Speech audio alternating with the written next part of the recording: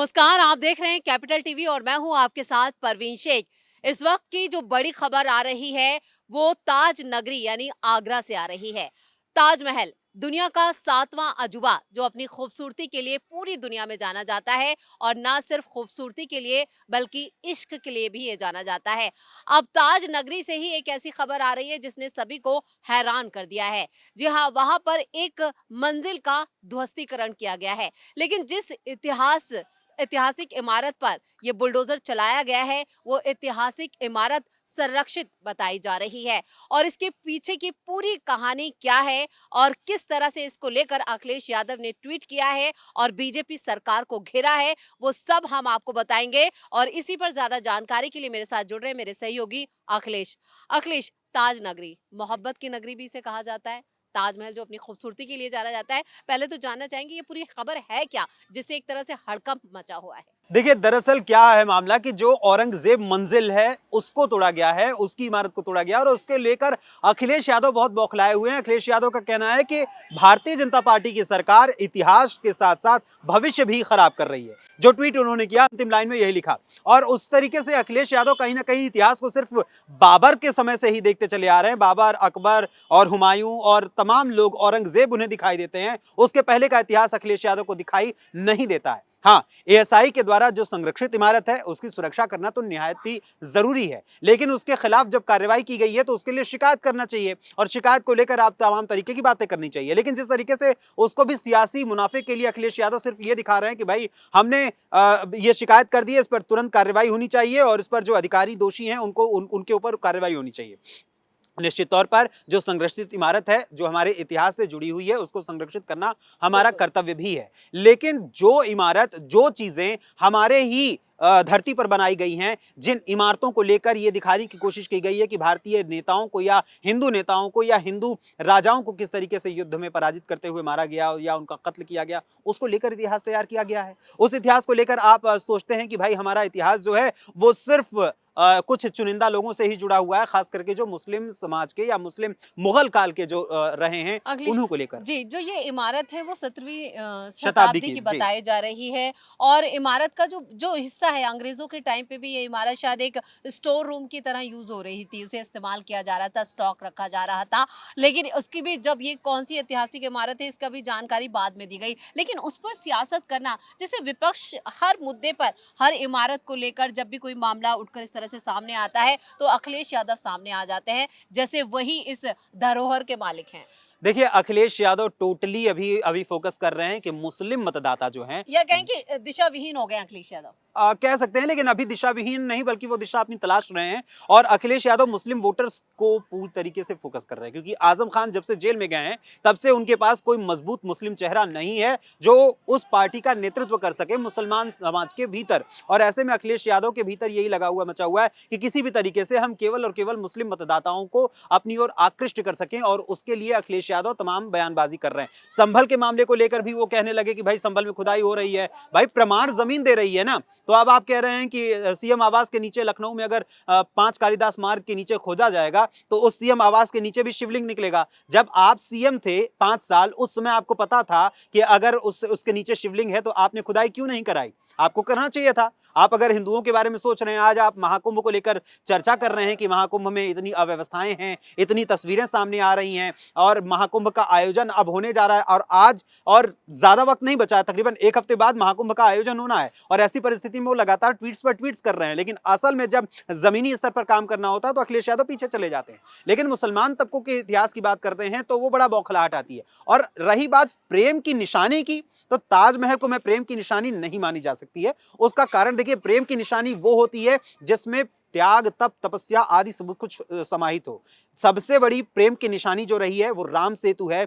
जिस राम सेतु का निर्माण प्रभु श्री राम ने माता जानकी को रावण के लंका से लाने के लिए पूरी सेना के साथ उसका निर्माण किया था। और न सिर्फ उस सेना ने पूरी पुल का निर्माण किया था, बल्कि वो पहला ऐसा पुल था जो समुद्र को बांधने की कोशिश की गई थी। बिल्कुल। वो एक बहुत बड़ा प्रेम का प्रतीक रहा है और आप जिसे केवल एक मजार के रूप में देखा जा रहा है, उसे टूरिस्ट प्लेस कह सकते हैं, जिसे टूरिस्ट प्लेस कह सकते टूरिस्ट हैं, प्लेस कह प्रेम सकते का हैं। प्रतीक नहीं कहा बिल्कुल जा बिल्कुल सकता। रेवेन्यू जनरेट होता है अच्छा खासा वहां से, बिल्कुल। और उससे भी इनकार नहीं किया जा सकता। लेकिन ऐतिहासिक धरोहर है, ऐतिहासिक इमारतें हैं, उनकी भी उस धरोहर को सजा कर या संजो कर रखना भी, ये भी एक बेहद जरूरी बिल्कुल कार्य है। जरूरी है। और ऐसे में अगर किसी ने भी यहाँ पर, क्योंकि ज्यादा पुराना ये मामला भी नहीं है, इस इमारत को संरक्षित घोषित किए हुए भी पिछले साल सितंबर में ही इसको संरक्षित घोषणा, जो आनंदीबेन पटेल हैं जी। राज्यपाल, उन्होंने इसकी घोषणा की थी और उसके बाद ही इसकी देखरेख शुरू हुई। लेकिन जो उसके मालिक हैं, वो पूरा जो विवाद है, वो कह रहे हैं कि नहीं, ये पूरा जो मालिकाना हक है वो हमारा है, तो ये जमीन हमारे हिस्से में आनी चाहिए। लेकिन अब इस पर जो सियासत हो रही है, क्या वो सिर्फ ऐतिहासिक इमारतों के नजरिए से उसे जोड़कर देखा जाए, या आने वाले जो चुनाव हैं वहां पर अपनी मौजूदगी अखिलेश यादव दर्ज कराना चाहते हैं? अखिलेश यादव टोटली फोकस कर रहे हैं 2027 के चुनाव पर, क्योंकि उनका ख्वाब है, शिवपाल सिंह यादव भी कह चुके हैं, और इवन यहां तक कि शिवपाल सिंह यादव की चुटकी लेते हुए जब सीएम योगी आदित्यनाथ ने विधानसभा के शीतकालीन सत्र में कहा था कि चाचा को वहां तक लगा दिया था मैनपुरी में, उसके बाद चाचा के बदौलत मैनपुरी में ये जीत गए थे करहल विधानसभा सीट, अन्यथा वो सीट हार जाते। और ऐसे में शिवपाल सिंह यादव ने कहा था यही कि देख लेंगे 2027 में, और 2027 पर पूरी तरीके से फोकस है। और जब पोस्टर पॉलिटिक्स चल रही थी यूपी उपचुनाव के दौरान, तो उस समय भी 27 का सत्ताधीश बनने का ख्वाब अखिलेश यादव देख रहे थे। और अखिलेश यादव के भीतर एक कुलबुलाहट मची हुई है, क्योंकि 2017 में भी उन्होंने राहुल गांधी से हाथ मिलाया था, और उसका परिणाम क्या हुआ कि राहुल गांधी के साथ हाथ मिलाते ही वो धराशायी हो गए थे।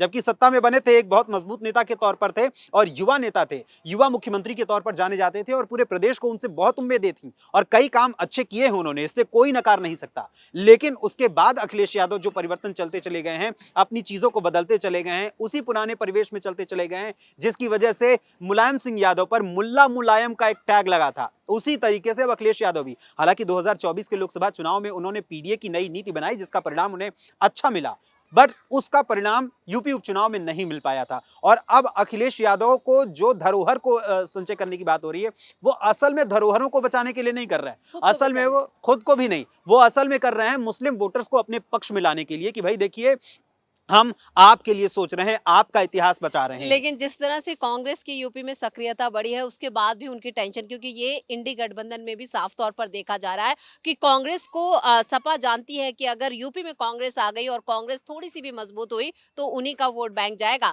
इसलिए वो नहीं चाहते हैं कि किसी भी तरह से यूपी उपचुनाव में भी हमने देखा, अब आने वाले चुनावों में भी वो दरवाजे जो है यूपी के लिए बंद करना चाहते हैं, कांग्रेस के लिए खासतौर से। लेकिन कांग्रेस भी अपने दम पर चुनाव लड़ने का यहाँ पर कहे कि एक तरह से दम भर रही है, पूरी तरीके से दम भर रही है। कांग्रेस को यह लगता है कि जब हमने 6 सीटें इस बार जीत ली हैं, कभी हमारी केवल 1 सीट हुआ करती थी रायबरेली की, और अब हमारे पास 6 सीटें हैं, तो ऐसी परिस्थिति में राहुल गांधी को भी ये कॉन्फिडेंस आ गया है कि भाई अब हम यूपी में और भी अपना दायरा बढ़ा सकते हैं। लेकिन उनका जो लोकल नेतृत्व है, खास करके जो अजय राय हैं, प्रदेश कांग्रेस कमेटी के अध्यक्ष हैं, उनका भी इस मामले पर, जब उपचुनाव में वो चाहते थे कि हमारी पार्टी चुनाव लड़े, खास करके 2 सीटों पर वो मांग कर रहे थे। एक तो प्रयागराज की सीट और फूलपुर की विधानसभा सीट मांग रहे थे, और दूसरी सीट जो थी वो मझमा सीट मांग रहे थे, क्योंकि एक पर वो अपना खुद चुनाव लड़ना चाहते थे और दूसरे पर अपने बेटे को चुनाव लड़वाना चाहते थे।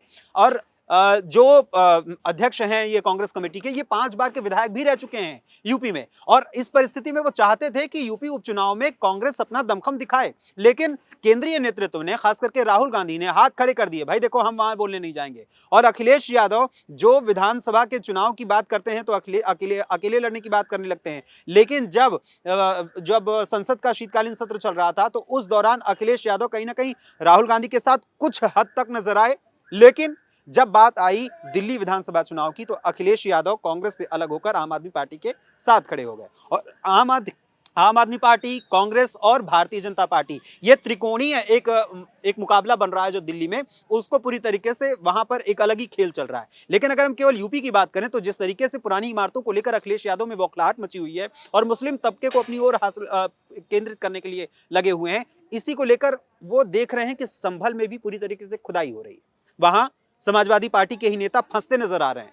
संभल हिंसा को लेकर सीएम योगी आदित्यनाथ ने 3 सदस्यीय एक टीम भी गठित की है, जो कि न्यायिक जांच करने के लिए बनाई गई है, जो 2 महीने में अपनी रिपोर्ट 2 से 3 महीने में सौंपेगी, और इसको लेकर पूरी कोशिश कर रहे हैं। और अखिलेश यादव के खुद नेता जो जियाउर रहमान बर्क हैं जी। वो फंसते जा रहे हैं। और संभल में ये प्रमाण मिलता जा रहा है कि मुसलमानों ने कितनी बदनीयती से पूरी तरीके से कब्जा किया हुआ था। जो मंदिर हैं, जो कुएं हैं, जो बावली है, तमाम चीजें अब सामने आ रही हैं। उनका एएसआई सर्वे हो रहा है, उनकी कार्बन डेटिंग कराई जा रही है। और उससे अखिलेश यादव में कुलबुलाहट इसी वजह से मची हुई है क्योंकि अखिलेश यादव को यह दिख रहा है कि मुस्लिम तबका मुझसे नाराज होता चला जा रहा है। मुस्लिम तबके को जो लगता था कि समाजवादी पार्टी यूपी में हमारी सबसे बड़ी हितैषी है, वही समाजवादी पार्टी अब कहीं ना कहीं कमजोर पड़ती जा रही है, जिसकी वजह से वो मुद्दा मूल रूप से उठा नहीं पा रहे हैं। और यूपी विधानसभा के जी। शीतकालीन सत्र में भी संभल मुद्दे को जबरदस्ती एक मुख्य एक मुद्दा नया बनाकर नैरेटिव सेट करने की पूरी तरह से पूरी कोशिश की तरीके से है। कोशिश की और इसी वजह से केवल हो हंगामा होता रहा।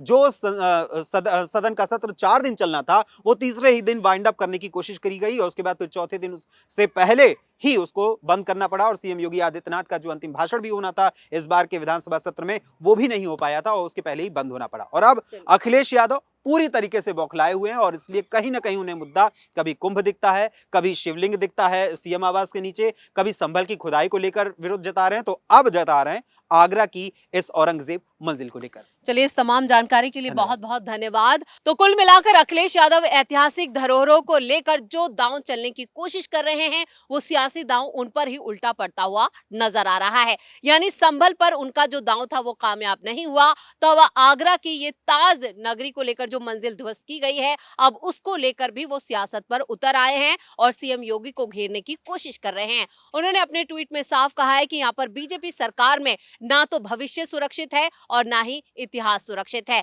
लेकिन जिस तरह से वो मुस्लिम वोटर जो उनसे छिटक गया है उसे अपने पाले में करने की कोशिश कर रहे हैं, उसमें भी वो कामयाब होते हुए नजर नहीं आ रहे हैं। तो बड़ी खबर में मेरे साथ इतना ही।